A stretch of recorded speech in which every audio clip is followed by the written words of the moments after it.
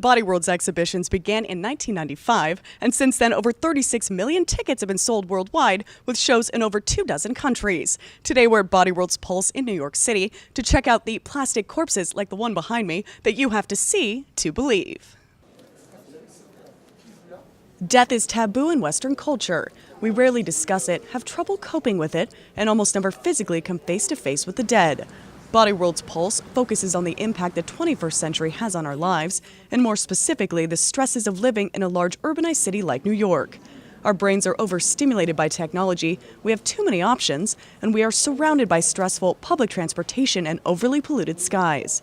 Dr. Angelina Whalley, the conceptual planner and creative designer of Body Worlds, explained that Pulse isn't so much about death as it is about remembering how to balance the stresses of daily life, leading to a longer, happier existence. We know Body Worlds has been going on for years. What makes Pulse so special here in New York City? Body WorldsPulse has been particularly designed for New York, which is on one hand a great place with lots of opportunities and options, but all these options pay quite a toll on our bodies. It's quite a hectic time we are living in, and we have difficulties making our life choices. And Body WorldsPulse is explaining in a very unique and emotional way how it affects our bodies, and also suggests what we can do and make people understand how wonderfully on one hand our body is, but at the same time how fragile it is.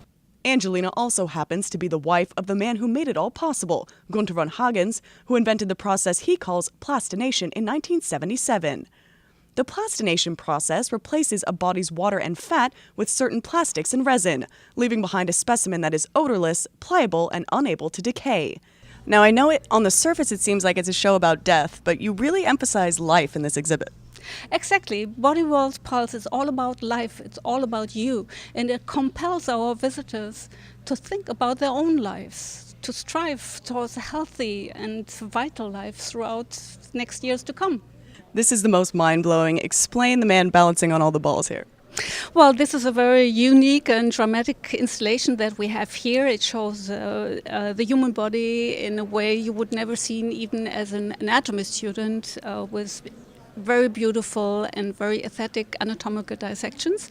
But at the same time, it offers an emotional experience. And this specimen, like no other one we have inside this exhibition, suggests that we should have a very balanced life in many different ways. Stress, on one hand, is to some extent good for us, but it needs to be balanced, and all too often we forget about it.